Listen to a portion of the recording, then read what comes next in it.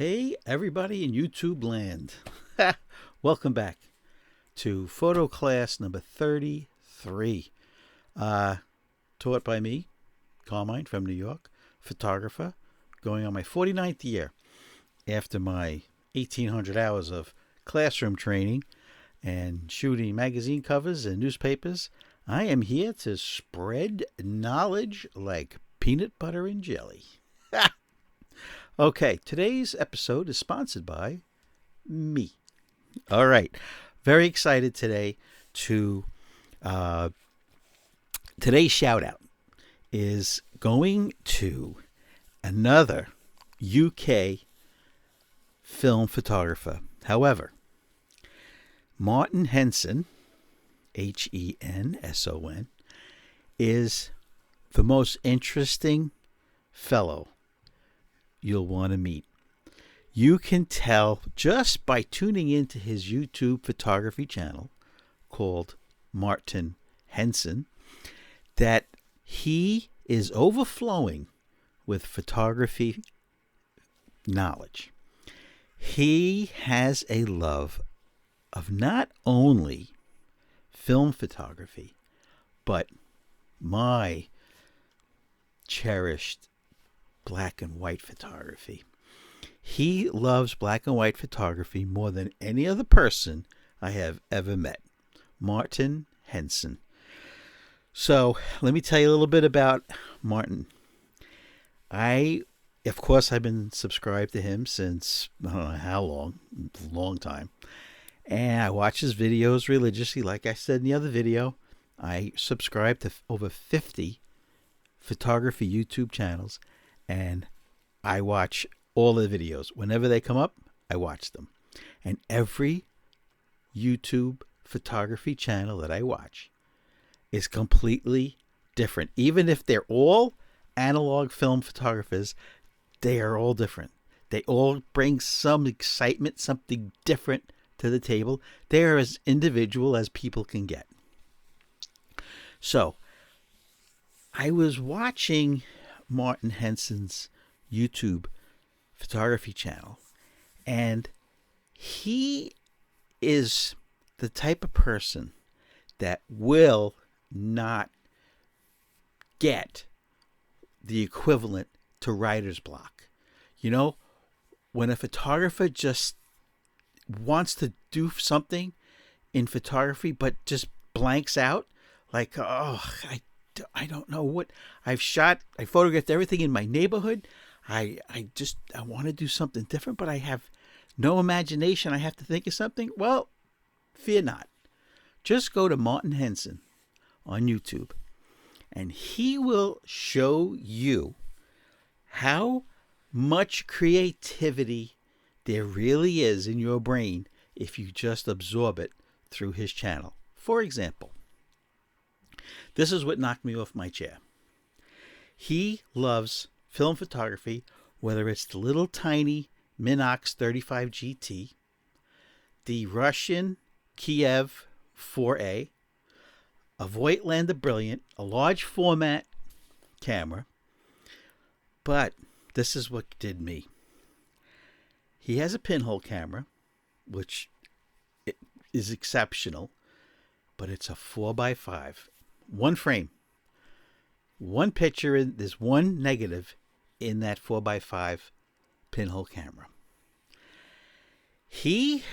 Go on his YouTube channel and just watch what he did with it. He's so imaginative. He took the pinhole camera, right? This is the pinhole, right? You would normally take a picture this way. He turns it facing the sky and put it in a flower pot with beautiful, I don't know, tulips maybe. I don't know. They were beautiful flowers facing the sky. So it's as if you're on your back looking at the sky and there's these beautiful tulips going over your head. Oh my goodness. That's it. Get the Academy Award. Get the Pulitzer. I just fell off the chair and rolled around on the ground. Martin Henson. Now, one more little tidbit that you'll find on his YouTube photography channel. When you are stuck in the house and you want to photograph something and you're like, oh, I'm getting cabin fever. I got to get out. I don't care what the weather is, cold, snowy. I don't care. Turn to Martin Henson. Martin Henson will open doors in your brain that have been locked and glued shut. Just his latest video, I think it was his latest video, he did techniques on blur photography. There you go. Blur photography. He took his tiniest, beautiful Minox 35mm camera, went out into the field, into the woods, into a park. There's no tree, there's no leaves on the trees, right? It's barren. You go out there, and as a regular landscape photographer, your eye is like, I gotta find a landscape. And you would walk through this whole forest that he was in, and you'd come back with no pictures. Not Martin. Martin found amazing technique, a technique that just made me go nuts. He took his camera after he got his exposure adjustment, and he got what he wanted, right? If I remember correctly, Martin, branches on a tree or trees. Now, these trees are barren, no leaves. And as he's exposing, making the exposure, he starts an arc like this, right? An arc. Click. So even if the exposure was 1/60th of a second or 1/25th or 1/40th of a second, you would say, well, wouldn't that stop the blurring? Isn't that too fast? No. Nope. Martin Henson has taken the blur photography technique to the next level. Now, what do I mean by that? Everybody knows, right? If you want to blur something, right? Generally, 99% of the time, it's to create speed, right? Motion, action, right? You go straight on the plane like this. Nope. Martin Henson developed a way where you make an arc, right? You know what an arc is? This is an arc. And he practices once without taking a picture. And then as he takes the picture, click, he's doing the arc. Go to his YouTube photography channel. Go to the search box in the YouTube in his channel and look up blur, or just look at the very last video. I'm not sure, Martin. Sorry, I don't know where that video sits. And look at his images that he got on a yucky day in the woods with a little 35mm film camera, the Minox 35 GT. And by getting the right combination of branches and branches and trees and sky, and making this arc, an arc, as you take the picture, fantastic. So, Martin, kudos for a beautiful teaching photography YouTube channel. And one last thing before we move on to today's Photo Class 33. We connect. Even though he's in the UK and I'm in New York, we connect on this. We have something very much in common. We have a hybrid of our photography. We both shoot film photography. We both shoot black and white photography. We both develop our own film. Here's the hybrid. Then we scan and photo finish our work in the computer and then print it out. We have a hybrid kindred. And I really want to say that if you tune in to Martin Henson, his YouTube channel, watch not one, watch 20 of his videos, and you will say, wow, there's so much out there that you didn't know, techniques that you didn't know, composition that you didn't know, but he's going to teach you. Martin, good job. All right. What do we have today, folks? Well, as you know from so many of my videos, I keep telling you to buy cameras from the Ukraine. I said I've done it. I've bought cameras from the Ukraine. Never had a problem. Well, look at these stamps that came on this box today. This box with a little bit of crushing over here, right? Just a little bit of crushing that's making me very nervous because I haven't opened the box yet. Okay? This box arrived 30 days after I purchased it on eBay from the Ukraine. Now, let me just tell you something.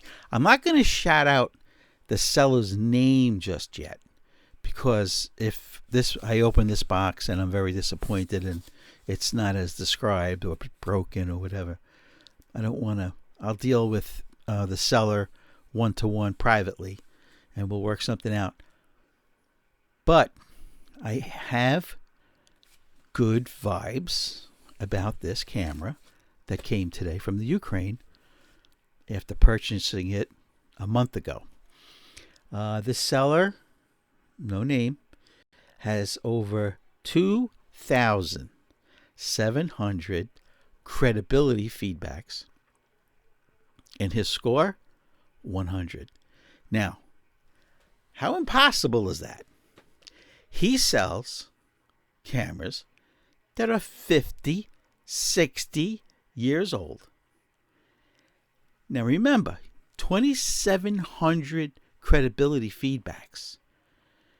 Keeping in mind that only about half people, or less than half that people that buy on eBay bother to leave the seller feedback. So what this tells you is that he has made over 5,000 sales of Russian vintage film cameras. Okay? So I feel good. I feel pretty good that this camera in here is as he said it was. What is it? Let's go. Get to the point. The Moskva 5. It's a 6x9 medium format film camera, rangefinder with bellows, collapsible camera with bellows, and it should be a leather case in here also, which I'll tell you, and I told you in a previous video, it's not that I want to buy vintage camera because it has a leather case, the original leather case that came with it when it was purchased new, and I'm going to use that case. No. Frankly, vintage leather camera cases smell, they fall apart, the suede inside ends up balling up and going everywhere. I just put them in Ziploc bags with a little desiccant silica gel, and I just store it until I have to sell the camera, and then I include it. The reason I want to see that there's a case with the camera is that the previous owner for the last 60 years has kept it in the case, protecting it from when it sat on his living room shelf or bedroom closet. It protected it from cigar smoke, pipe smoke, cigarette smoke, dust, UV rays, cooking. That's a big problem.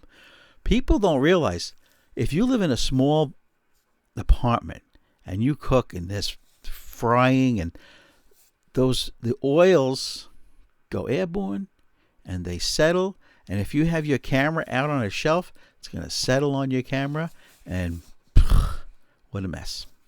So that's why you should look for a vintage camera, and it comes with a case because you know it was protected. You don't have to use the case. Put it aside. Put it in a Ziploc bag like I do with those little silica gel packets that come in everything you buy now, even some jackets. Okay, so I'm going to move the camera. This is the first on my YouTube that I actually move it during filming. I don't like to do that because I don't want to get anybody dizzy. Okay, let's get some good light. All right, I don't want too much. Okay, so this box came from the Ukraine today, and this is a first. Ukrainian stamps. That's a first. Usually they just use something from the postage meter. So I want to open it very carefully. And when I open a box like this, I don't want to destroy these stamps. Somebody along the way is going to want them. So what I do is I point the blade up and I go right along the top. Right? And I don't go in deep at all. Right? Because you never know how it's packed. Okay. Now if I go across here, I'm going to ruin those stamps. So we'll make our own hinge. When I first saw this blue tape, I thought it was from Customs, right? But it looks like they used, the seller used clear tape here and blue tape here because there's blue tape underneath the stamps. I don't know.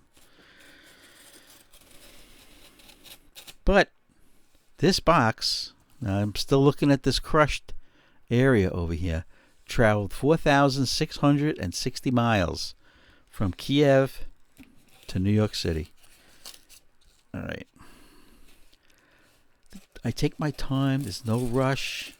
Okay.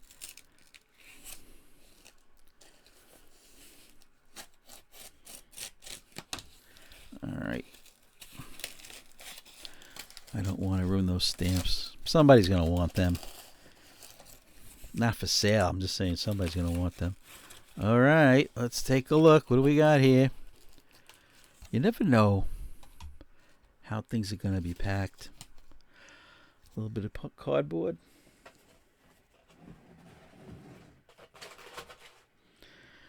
All right. Get a little potpourri of different cardboards.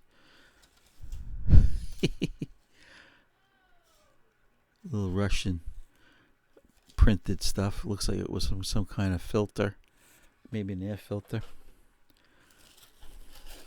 So like I said, this is supposed to be a Moskva 5. These were made from 1956 to 1960. It's a rangefinder. And the reason it caught my eye, number one, it's a 6x9. Right? You can't beat the resolution you're going to get from a 6x9 negative. Okay. So there's the camera. Let's see that crushing area. Okay, so here's the part that was crushed. Not too bad. Not too bad. Oh, by the way, it's always a good idea. Let me get a scissor, yeah. So now that you're getting closer to the camera, right? Put a scissor in, have it up, right? So you don't damage anything, like put a hole right through the bellows, right? If that happens, that's a big repair. Okay. Now, one thing about this particular camera that I bought, this is what the seller, remember now, he had 100% positive feedback. He said he had it CLA'd, cleaned, lubricated, and adjusted. He said the lens was fungus and haze free, scratch free. He said the everything was fine, but like a good 100% positive feedback, credibility score seller, he pointed out the negative. And he took my best offer because of the defect that he mentioned. The defect in this camera is that once you open the camera, right? You take it out of the bellows. You pull the bellows out. He said, help the camera, help the lens pop up straight. Okay. All right. So as promised, let's put this away. Okay. So that's it. So I said, okay. He pointed out the negative, right? So I used that in my favor to get a good price. And he accepted it. What did I pay for this? Well, the total was $100. But like 40 of that was for shipping from the Ukraine. All right. Does it cost that much? I don't know. It's pretty standard. Did they get a little bit more profit putting the price into the shipping? I don't care. What I care about is the final price.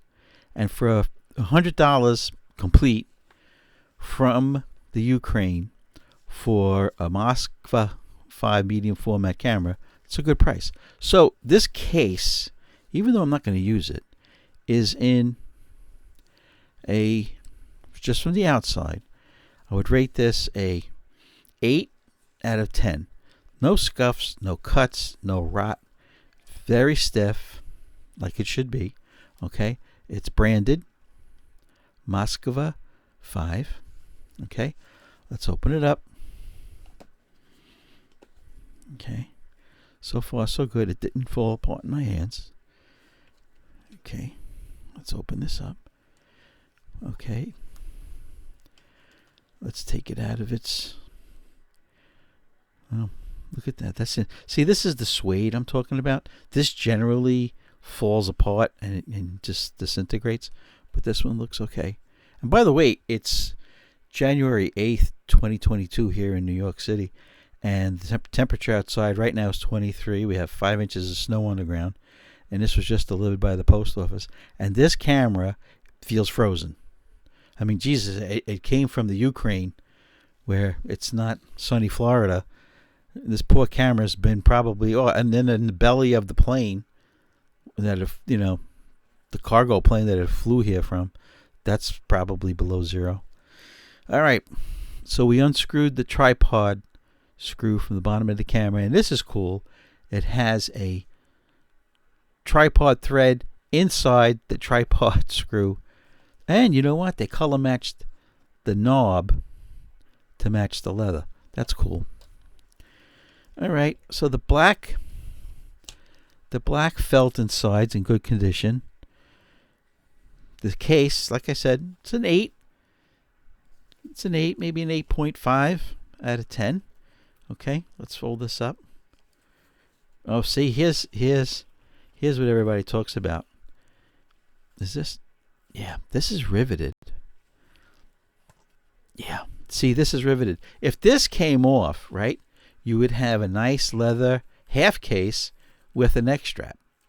I'm not going to pull it, but I think I read where that was a mistake. They should have made it a snap. Okay, I'm sure somebody will comment that if I pull hard enough, it'll come out. Yep, that's called busting it. Okay, so leather case, excellent condition. Neck strap. The neck strap is this leather. I would not trust it. This is really showing its age. This is 65 years old. Okay, we'll put this aside. Okay, all right, let's get to the camera. All right, so the Moskva 5. Okay, it has the script logo on top. It has a switch here for 6x9 and 6x6. Now, you could take, this is a dual format, right? You could take 6x9 or 6x6. However, you need the insert in here. And if it's not in here, it's okay, because he showed that it was not included. All right, so let's check the back out first. There's a little arrow here that's pointing up to open the back. Let's open the back. Okay, Yeah, the back does separate. That's supposed to happen. Okay. There's a switch here. Okay, for large format. I'm sorry, for 6x9 and 6x6. Okay, 6x9 and 6x6. You use this hole. Okay. See, now they're both open. Let's get our torch, as they say in the UK. Okay. There's the one red window. It's the second red window. 6x6 is here. 6x9 is there. So what you do is you would close this one, right? You close this one. Okay, it's a little stiff. I'll work on it. Okay, and you'd use this window for the correct number, right, on your 120 film as far as what exposure you're on. Okay, let's see. Yes, he did include a take-up spool. Oh, it looks like he included a second one. This is interesting. I love these. These are, you don't see these anymore. These are a metal take-up spool. This is a plastic one. This is the common one. All right. Now, Russian cameras. Okay, Russian cameras do something that all camera manufacturers should do. Their serial number. The first two letters of the serial number is the year the camera was made. This is a 59. This is a 1959 Moskva 5. Now, that's good. 59 is good because they were only made from 56 to 60. So this was made the year before they stopped making them, right? So that's good.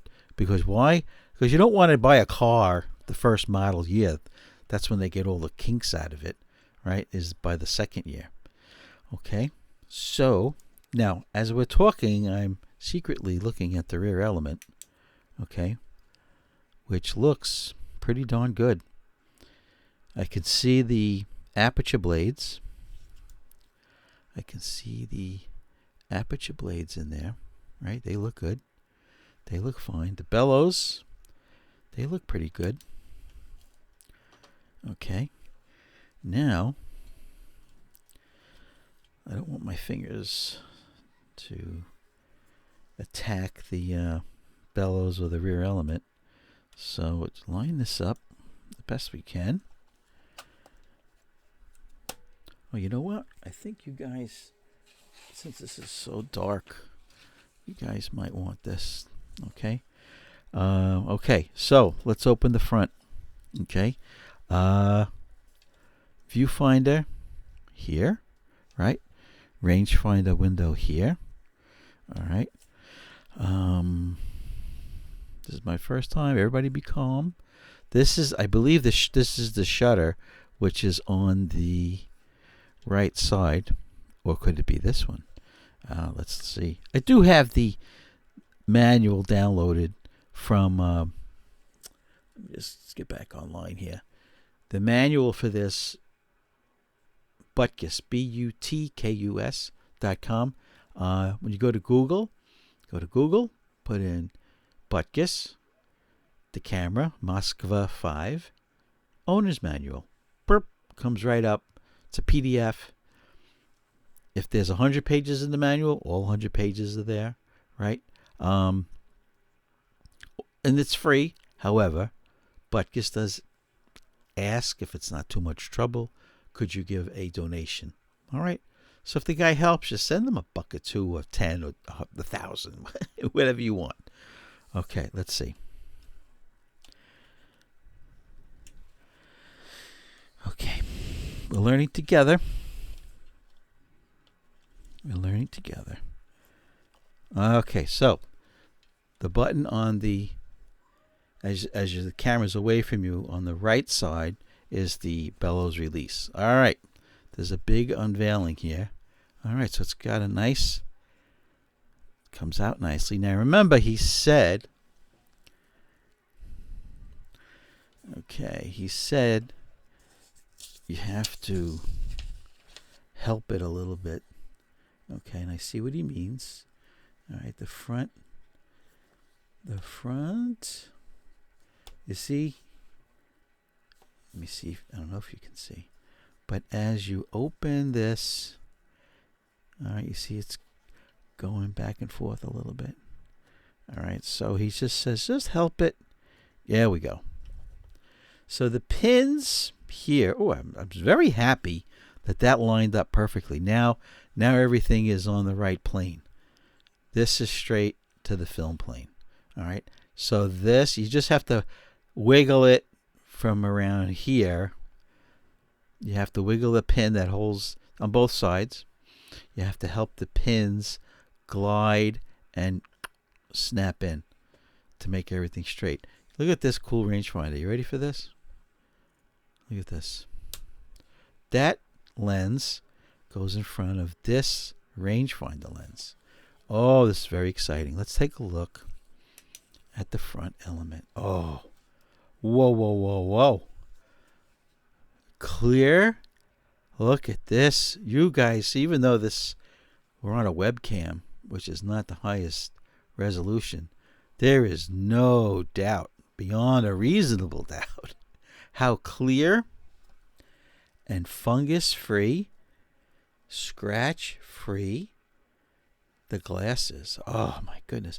This is a 105 millimeter M24. Widest aperture is 3.5. Wow. Okay, shutter speeds. I know you want to know about the shutter speeds. As soon as I find it, I will tell you. Okay.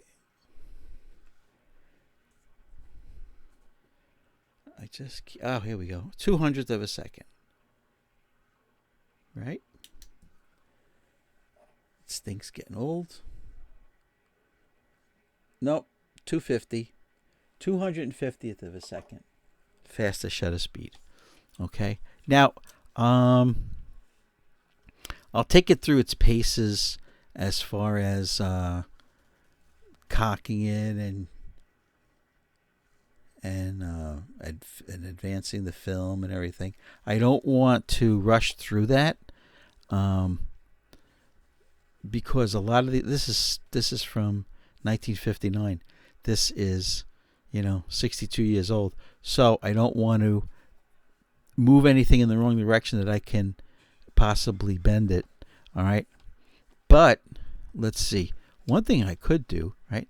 So one thing I could do is show you the focusing. Okay. So now you would look through this hole, right? In the back, right? Right here. You look through that hole, which goes through here. Okay. This is the rangefinder part. Now, rangefinder needs two windows. So this is the second window, right? That's how, let's see, right? That's how your eyes see, right? You get depth perception because you have two eyes, right? And they see, boop, and where they meet, that's how far away something is, right? So let me just give a quick look through here, right? I know this in the man cave here, it's a lot closer than the minimum focus. Let's see on something far away. Let's see. Oh, we're getting there. Getting there. Yeah. Okay. So I was able to focus on something in the man cave. Let's see what it says. So what you do... Oh, ouch. Right? Let's see. What did it end up saying it was? How far away? Well, I can see on the front of the lens, right? On the front of the lens, there are meters, right? But I don't know where the, the point is, the little point is that says, okay, so it has to be here somewhere because that's the minimum focus. Okay. All right. So that's the focus. I'm going to check the shutter out. Okay, I don't want to keep you guys tied up too much. I'm going to check the shutter, make sure that goes through the speeds. I'm going to make sure that the aperture blades open and close. I'll put it on B, right, for bulb. And I will check the shutter blades, the aperture blades, that they open and close nicely. All right, what I could do now is give a quick look on the bellows for any obvious signs of pinholes, cracks, or cuts. Okay.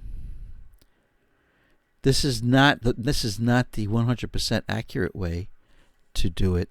All right. What you do is you open the back, you shut the lights off in the room, and with your flashlight, you go like this, right?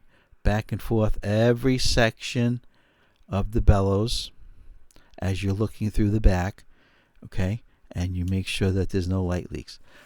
He did say, well, the photograph, he didn't say it, but the photographs showed a lot of paint removal. This camera was used. Brassing, they call it. This camera was used a lot because, you know, you can tell by the way that it's brassed that people held, for some reason, you know, the paint, the brassing is here, right?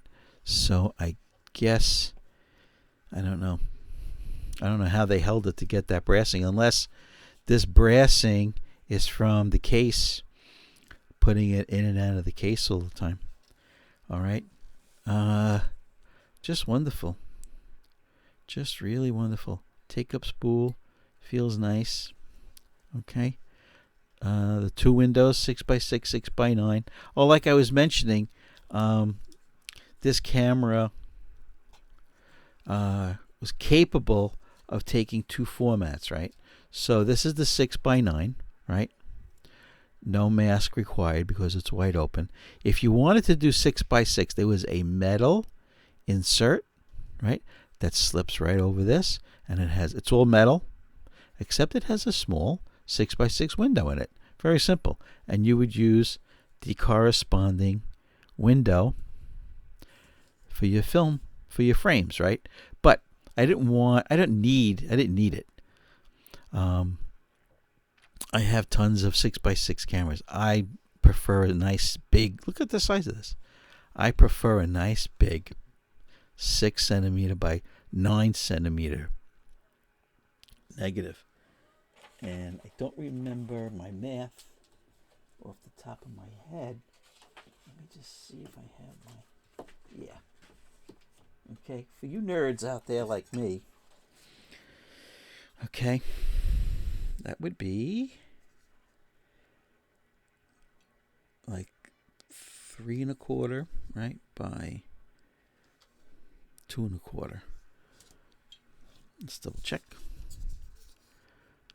because I don't remember. Yeah, 3 1/4 by 2 1/4. So you start off with a negative / photograph, 3 1/4 by 2 1/4. Now remember what I said in a previous class episode, that press photographers, right, would use 6x9 format cameras, take the picture, develop it, make a contact print, meaning you take the negative, you put it right on photographic paper, shine a light on it, develop that paper, dry it, wash it, dry it, cut it, give it to the editor, boom, and they would put it in the newspaper. Think about it. And you didn't have to worry about what we worry about, right, when we enlarge a negative, right? Oh, grain, and is it sharp, and all those ills don't really matter when you're on a contact print. Everything looks great on a contact print, right? Even if you had a scratch, a small scratch or a small dust, well, professionals, professional newspaper, darkroom personnel, they make sure that doesn't happen. But if it did, it wouldn't be the end of the world. So what am I going to do this evening with this? I'm going to check the aperture blades. I'm going to check the shutter speeds, right? If they're all good, next I'm going to check for bellows light leaks, right? I'm going to stick my eyeball in here, and I'm going to run the flashlight, right, around the bellows, and then I'll do reverse. I'll put the flashlight in here and look on the outside for light leaks, especially where the bellows meets the camera body and where the bellows meets the lens assembly. The next and almost final thing is I will clean this camera, right? I'll use alcohol on the outside, with a soft rag, with a microfiber cloth, do the whole outside. Lens, 1 drop of lens cleaning fluid on a Q-tip, right? All the lenses, 1, 2, 3, 4, 5, right? And you're lucky here, you get the rear element you can clean, right? Dust everything out. Clean these 2 lenses here, right? Take these take up spools out, blow all the dust out of there, dry using a dry microfiber cloth, rub that, make sure that's all free of dirt and broken pieces of paper from the back of the 120 film. These 2 rollers, if you see what I'm doing, making sure that these 2 rollers are free, rolling free, beautiful. So we checked out the rangefinder, right? The rangefinder is fine. The viewfinder, let's take a look. Let's just take a look. Yeah, viewfinder looks like it was just cleaned, and I'm sure that it was just cleaned.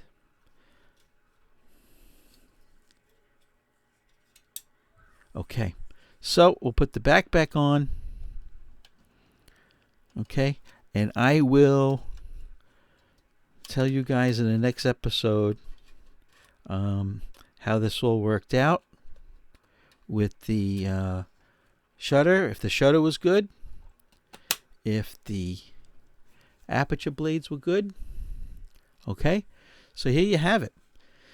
Here you have the Moskva 5 6x9 medium format film camera from the Ukraine. This is a 1959. This is 62 years old, right? Or 63 now. Remember what I tell you all the time. Don't be afraid to buy a camera, a vintage camera from the Ukraine. Okay? I've done it. You've seen it here now firsthand. Okay? I'm sure the shutter's going to be fine. I'm sure the aperture blades are fine. I just want to take my time, and as I'm doing this, I want to have the manual from butkiss.com open and read it. Because probably not with this camera, but certain Russian lenses, right? Their shutter speeds, right? Some of them say you must cock this shutter first, then change the speed. Some of them say the opposite. Change the shutter speed, then cock the shutter. So that's why I'm a little resistant right now to do that in front of you guys, because I want to take my time. I want to have the manual open. All right, but rest assured, okay, this looks wonderful. And remember to close it up. Let's get the camera back on it.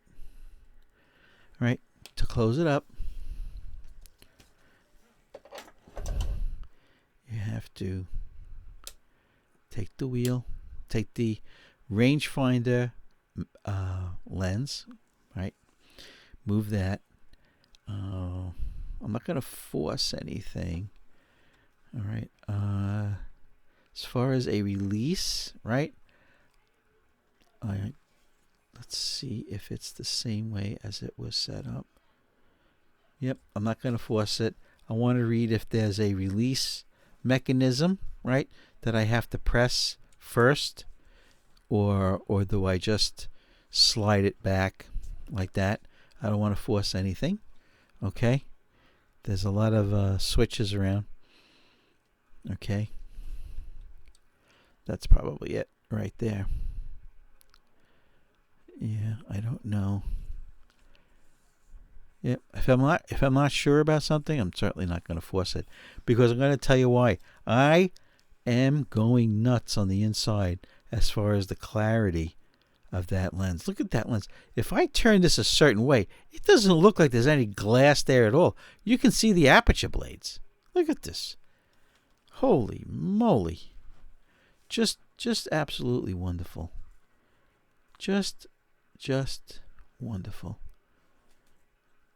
Yeah, I have to open up the shutter blades in order to see the aperture blades. But this is moving the aperture blades right here. I can't see it, but I can feel how smooth this is. Okay. All right. So I witnessed a unboxing of the Moskva 5, just delivered from the Ukraine. $100 US, including shipping and tax, because now eBay collects tax from the state that you live in, if you have sales tax in your state. So far, very happy. No dents, see, rust is a big thing, right? Because people love taking their camera to the beach. This has no rust. This brassing here, I love it. If you remember old Leicas, right? The black Leicas that have the paint worn off. This is called brassing. And a Leica with brassing is gorgeous. And this Russian camera with brassing is likewise gorgeous. All right. So, wow, we've gone 47 minutes. We haven't gone, guys, 47 minutes in a long time. I'm very excited. But let's not lose focus. Martin Henson. Go to his YouTube channel. Check it out. You're going to be inspired. When I direct you or shout out a YouTuber for his photography channel, remember, it's not just for film shooters. It's for photographers in general, whether you're a digital shooter or a film shooter. Okay? Martin Henson. Henson. Go to his YouTube channel. You're really going to enjoy it, and you're going to enjoy watching him. He becomes like part of your family, the way he talks and his gentle behavior. Just a wonderful fellow. Please subscribe to my channel, right? Over here. Boop, boop, boop, boop, boop. Just hit that red box. It's so easy. It's free. You have unlimited subscriptions. You're not limited to a certain number. You can subscribe to all the channels you want for free. Give me a thumbs up if you like it. If you don't like it, don't hurt my feelings. Comment below if you want. But more importantly, send me an email at blackandwhitephoto@aol.com. I'll answer any photographic question you have. That's what I'm here for. I have 49 years of experience as a photographer, classically trained, 1,800 hours in the classroom, photography and darkroom techniques. I've gone through it all. My photo is on the cover of magazines. If you go to my website, you can see it, CarmineTaverna.com. I have the photographs for the last, 5-6 years on there, thousands of photographs, including the equipment that I used. And a lot of them have to do with classic film cameras, which I love. Let's see. So I think that's everything that I wanted to cover today. What can I say? I love photography. I got my first camera, Plastic Diana, in 1968. And it's been a groovy time ever since then. What can I say? Passionate. You have a little 10-year-old that plays the piano, and now he's almost 70 and he still loves to play the piano. What can I say? I'm no piano player, but I certainly am a photographer. So they tell me. All right, guys. Have a good night. I might have to shovel a little bit more snow as it, or put put salt down as it melts in the sun. It freezes at night. And here in New York City, if you don't salt and shovel your sidewalk, you are in deep hot water. Because they will come and give you tickets. And then if somebody falls, they sue you. Welcome to New York. All right, guys. Have a great night. Carmine Taverna saying, see you at the next photo class.